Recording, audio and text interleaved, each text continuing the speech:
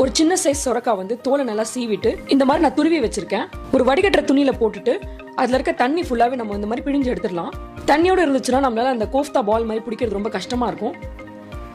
இப்போ இந்த தண்ணியை வந்து தனியாக எடுத்து வச்சிடலாம். இதை வேஸ்ட் பண்ணாதீங்க, நம்ம கிரேவி பண்ணும்போது அதில் ஆட் பண்ணிக்கலாம். இப்போ கோஃப்தா பண்ணுறதுக்காக தண்ணியெல்லாம் பிழிஞ்சு எடுத்ததுக்கு அப்புறம் இந்த துருவுன சொரக்காயை வந்து நான் ஆட் பண்ணிக்கிறேன். இப்போ இது கூட வந்துட்டு 2 பச்சை மிளகாய் வந்து சின்னதாக கட் பண்ணி ஆட் பண்ணிக்கிறேன். ஒரு சின்ன சைஸ் வெங்காயம் வந்து பொடியாக கட் பண்ணி ஆட் பண்ணிக்கிறேன். 2 ஸ்பூன் அளவுக்கு கடலை மாவு ஆட் பண்ணிக்கிறேன். 1.5 ஸ்பூன் அளவுக்கு சில்லி பவுடர் ஆட் பண்ணிக்கிறேன். 1 ஸ்பூன் அளவுக்கு கிச்சன் கிங் மசாலா, 1/2 ஸ்பூன் அளவுக்கு டர்மரிக் பவுடர், 1/2 ஸ்பூன் அளவுக்கு பெப்பர் பவுடர். இப்போ இதெல்லாமே சேர்த்து நல்லா மிக்ஸ் பண்ணிடலாம். தண்ணி எதுவுமே ஆட் பண்ண வேண்டாம். இந்த துருவன சொரக்காயிலேயே வந்துட்டு லைட்டான தண்ணி பதம் இருக்கும். அதுவே இது வந்து நல்லா பால் மாதிரி பிடிக்கிறதுக்கு போதுமான பதமா இருக்கும். இப்போ இது கூட வந்துட்டு 1 ஸ்பூன் அளவுக்கு இஞ்சி பூண்டு பேஸ்ட் வந்து ஆட் பண்ணிக்கிறேன். லாஸ்டா இந்த மசாலா நல்லா ரெடி பண்ணதுக்கு அப்புறம் நம்ம உப்பு ஆட் பண்ணிக்கலாம். ஃபர்ஸ்டே நம்ம இதை ஆட் பண்ணிட்டோம்னா லைட்டா தண்ணி விட்டுரும். அதுக்காக தான் நம்ம லாஸ்டா ஆட் பண்ணி மிக்ஸ் பண்ணி